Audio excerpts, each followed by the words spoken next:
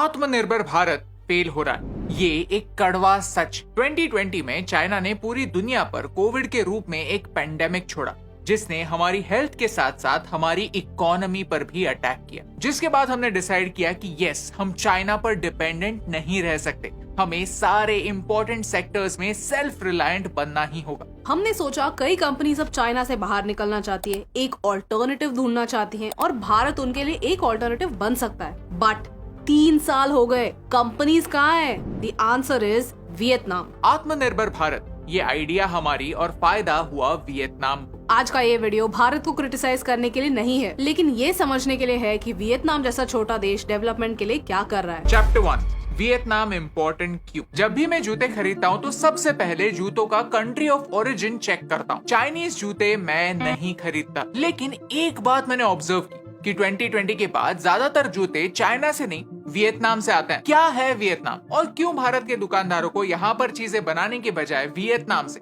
हजारों किलोमीटर दूर से चीजें इंपोर्ट करना सस्ता लगता है? जहाँ भारत में 140 करोड़ लोग रहते हैं, वियतनाम में 10 करोड़ लोग रहते हैं, लेकिन वहाँ के हर इंसान की एवरेज इनकम यहाँ के एक इंसान से ऑलमोस्ट डबल है। 2020 में कोविड के समय जहाँ भारत की इकोनॉमी 6% से गिर गई, वियतनाम की इकोनॉमी उस साल भी 2.8% से ग्रो हुई। ये है आज की बात, लेकिन 1970s और 1980s में वियतनाम की इकोनॉमी दुनिया की वर्स्ट इकोनॉमी हुआ करती थी। देश जस्ट अमेरिका और चाइना जैसे देशों से वॉर लड़ चुका था और इसने देश को गरीबी के एक ऐसे छोर पर पहुंचा दिया था कि 80% लोगों के पास खाना नहीं हुआ करता था। पर कैपिटा जीडीपी सिर्फ $200 था। ये है कल का वियतनाम और ये है आज का वियतनाम। आज वियतनाम की कैपिटल हैनोई एशिया की सबसे चार्मिंग डेस्टिनेशन बन चुकी है। इस ट्रांसफॉर्मेशन की शुरुआत हुई 1986 में डोई मोई के साथ। डोई मोई वियतनाम की इकोनॉमिक रिफॉर्म्स है जिन्होंने आज के डेवलप्ड वियतनाम का एक बेस रचा। डोई मोई का मतलब है इनोवेशन। जैसे भारत एक सोशलिस्ट देश हुआ करता था, वैसे ही वियतनाम कम्युनिस्ट था। लॉन्ग स्टोरी शॉर्ट,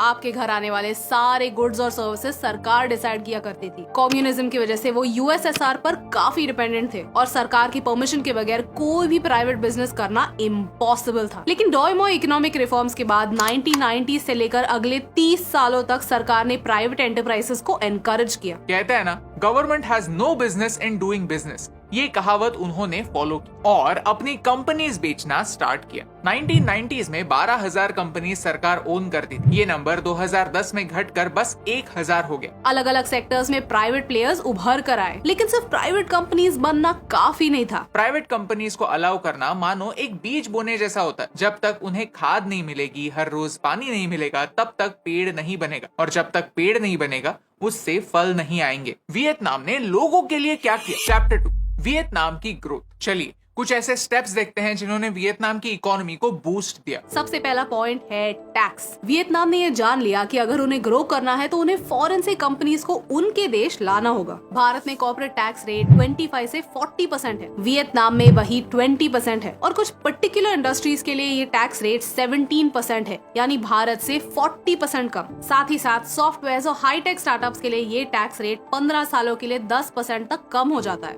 जहाँ भारत में जीएसटी 5% से 28% है, वहाँ पे वैट यानी वैल्यू एडेड टैक्स फ्लैट 10% है। एग्रीकल्चर, एजुकेशन, हेल्थ केयर, ये किसी भी इकोनॉमी के बेसिक पिलर्स होते हैं। अगर इन्हें स्ट्रॉन्ग बनाया तो इकोनॉमी स्ट्रॉन्ग बन जाती है। ये वियतनाम ने जान लिया था। साथ ही साथ सरकार को पता है कि इकोनॉमी को संवारने का काम सरकार अकेले नहीं कर सकती, उन्हें प्राइवेट कंपनीज की मदद लगती है। जो बिजनेसेस ह्यूमन रिसोर्स डेवलप करने में मदद करते हैं उनका टैक्स कम होता है, उन्हें इंसेंटिव्स मिलते हैं। एज अ रिजल्ट हर साल फॉरेन से बिलियंस ऑफ डॉलर्स वियतनाम में आते हैं। कई सारे कंपनीज अपने मैन्युफैक्चरिंग का काम वियतनाम में शिफ्ट करते हैं। नाइकी, एडिडास, स्केचर्स जैसे कंपनीज अपने जूते वियतनाम में बनाते हैं। जब हम आत्मनिर्भर भारत की बात कर रहे थे, एग्जैक्टली उसी टाइम वियतनाम ने खुद को आत्मनिर्भर बनाया। लेकिन कैसे? यूरोप के साथ फ्री ट्रेड अग्रीमेंट करके। फ्री ट्रेड अग्रीमेंट क्या होता है? बेसिकली ये दो देशों के बीच एक अग्रीमेंट होता है जिसमें कुछ पर्टिकुलर गुड्स पर से दोनों देश टैरिफ्स हटा देते हैं। फॉर एग्जाम्पल, वियतनाम यूरोप को एप्पल्स बेचता है और यूरोप से ऑरेंजेस इंपोर्ट करता है, तो फ्री ट्रेड अग्रीमेंट में होगा ये कि एप्पल्स इंपोर्ट करते हुए यूरोप कोई एक्स्ट्रा टैरिफ्स नहीं लगाएगा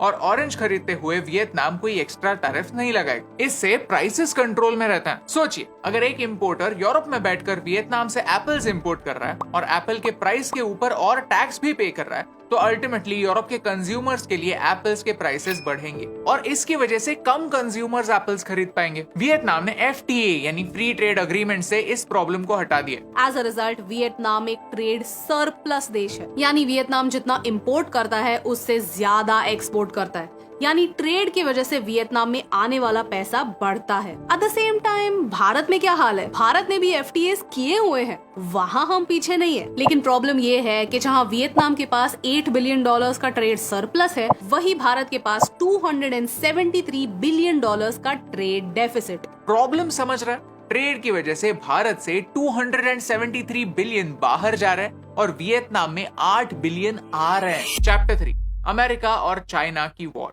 कोविड से भी पहले अमेरिका और चाइना के बीच एक ट्रेड वॉर चल रही थी। 2001 में चाइना WTO का हिस्सा बना और जल्द ही पूरी दुनिया की फैक्ट्री बन गया। आज चाइना एक्सपोर्ट्स में दुनिया में नंबर 1 है और एक सुपर पावर बनकर अमेरिका को टक्कर दे सकता है। अमेरिका को नंबर 1 स्पॉट से निकलना बिल्कुल अच्छा नहीं लगता और इसी वजह से अमेरिका और चाइना के रिलेशनशिप बहुत टाइम से खराब हो रहे हैं। इसका सबसे ज्यादा फायदा अगर किसी एक देश ने लिया है तो वो है वियतनाम। वियतनाम के पास जियोग्राफिक एडवांटेज था क्योंकि वो चाइना के नजदीक था। फॉरेन इन्वेस्टर्स के लिए कम टैक्सेस, कम rules, ease of doing business, इनकी वजह से सेटअप करना आसान था। इंफ्रास्ट्रक्चर अच्छा था, इंडस्ट्रियल कॉरिडोर्स रेडी थे एंड मोस्ट इम्पोर्टेंटली जैसे चाइना में एक पार्टी की सत्ता है वैसे ही वियतनाम में भी है। एक पार्टी पावर में होने से इन्वेस्टर्स को स्टेबिलिटी मिलती है। ऐसा नहीं होता कि आज एक पार्टी एक पॉलिसी बनाएगी और 5 साल बाद सरकार चेंज होने पर पॉलिसी चेंज हो जाएगी। कुछ कंपनीज चाइना से वियतनाम शिफ्ट हो गई तो कुछ कंपनीज ने चाइना में होने वाला सस्ता और इजी वाला मैन्युफैक्चरिंग वियतनाम में शिफ्ट कर दिया। इस स्ट्रैटेजी को चाइना +1 स्ट्रैटेजी कहते हैं। चैप्टर 4,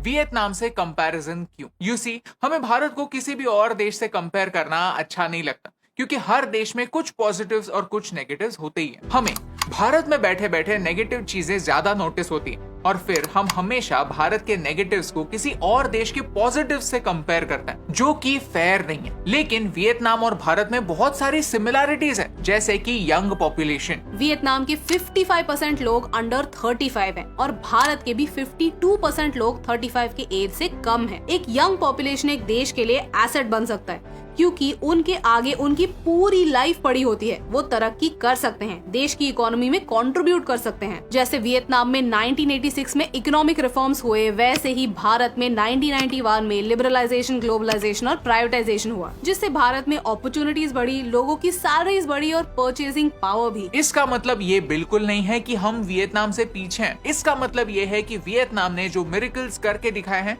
वो भारत को भी करना पॉसिबल है और जहाँ स्कोप है वहाँ होप। जब भारत और वियतनाम की बात आती है तो भारत के पास एक एडवांटेज जरूर है जो वियतनाम के पास नहीं है, कि वियतनाम धीरे धीरे एक चाइनीज पपेट बन रहा है। हो ये रहा है कि वियतनाम में कई चाइनीज कंपनीज मूव हो रही हैं और वेस्ट ये बात जानता है। अगर वेस्ट के चाइना के साथ संबंध खराब हुए तो उनके वियतनाम से भी खराब होंगे। स्टील का एग्जांपल लेते हैं। डोनाल्ड ट्रंप का मानना है कि वियतनाम से आने वाला स्टील एक्चुअली चाइनीज स्टील है और वियतनाम और चाइना मिलकर उन्हें मामू बना रहे हैं। तो उन्होंने वियतनाम से होने वाले सारे स्टील इंपोर्ट्स पर 400% टैरिफ्स लगाए। यानी वियतनाम चाइना का एक ऑल्टरनेटिव नहीं बल्कि एक टेम्पररी फिक्स है। यानी जब तक डेवलप्ड देश चाइना का ऑल्टरनेटिव नहीं ढूंढते वो वियतनाम का इस्तेमाल कर रहे हैं। ये बाकी के एशियन देशों के लिए एक गुड न्यूज है। कुछ ही दिनों पहले न्यूज आई थी कि अब एडिडास और नाइकी तमिलनाडु में शूज बनाना स्टार्ट करने वाले हैं। This is a huge step for India जो हमें आत्मनिर्भरता की ओर ले जा सकती है। फॉक्सकॉन जैसी कंपनीज कर्नाटका में चिप्स बना रही है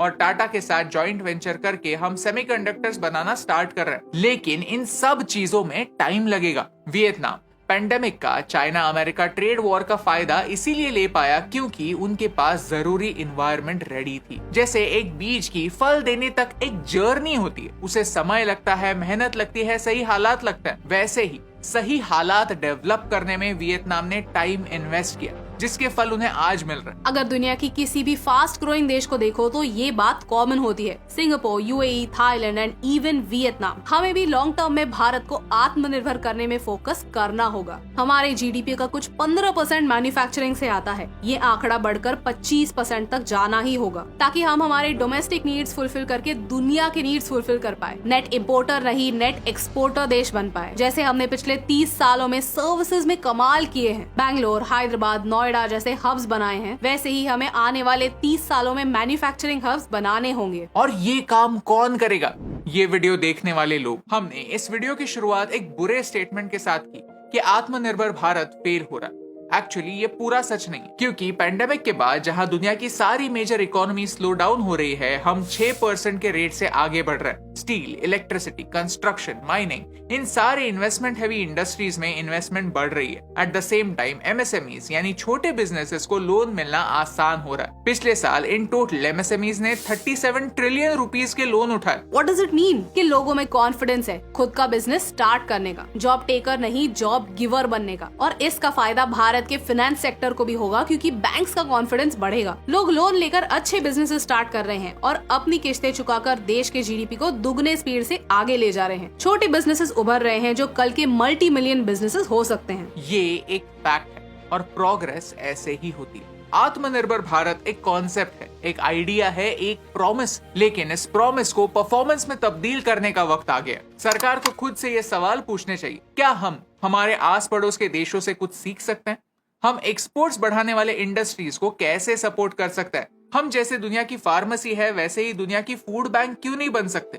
एग्रीकल्चरल एक्सपोर्ट्स क्यों नहीं बढ़ा सकते? हम हैंडलूम्स, फैशन, हैंडीक्राफ्ट्स, आर्ट्स ऐसे कई इंडस्ट्रीज में आगे क्यों नहीं बढ़ सकते? अपॉर्चुनिटीज की कोई सीमा नहीं होती अगर उनका फायदा लेने का इरादा हो तो। अगर आपको इस वीडियो से वैल्यू मिली, कुछ नया सीखने मिला, तो उसे अपने दोस्तों के साथ शेयर कीजिए, क्योंकि आप ही देश का भविष्य हैं। आप में से ही कुछ लोग आईएएस ऑफिसर्स बनेंगे, बड़े बड़े कंपनीज में सीईओ, सीएफओ, सीओओस बनेंगे, या फिर खुद का कुछ स्टार्ट करेंगे जो पूरी दुनिया में तहलका मचा देगा। आपको आपकी आंखें खुली रखनी है। हर देश से जो अच्छा लगे वो सीखना है, आइडियाज को वेलकम करना है और देश को आत्मनिर्भर बनाना है। और यही इंपॉर्टेंट बात आप तक पहुंचाने से मुझे फर्क पड़ा।